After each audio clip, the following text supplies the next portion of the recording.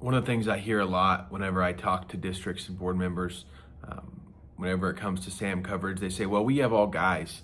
We don't need sexual abuse coverage."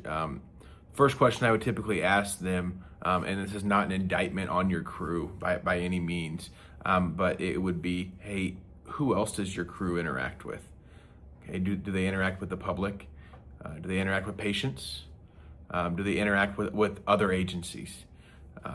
Typically fire and EMS are on the scene at the same time. Um, do you have formal training? I know some people roll their eyes at that.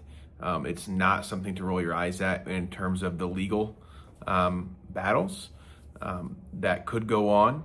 And even if your crew is not guilty or if what you're being accused of is not true, you're still going to have defense costs there, and that's the real threat, even if you are confident in your crew.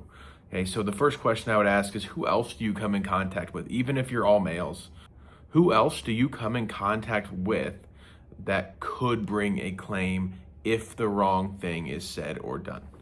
Okay, so again, we're talking about a patient overhears something that one of your crew might say. One of your crew could potentially say an off-the-cuff comment to somebody on another crew, and they take offense to that.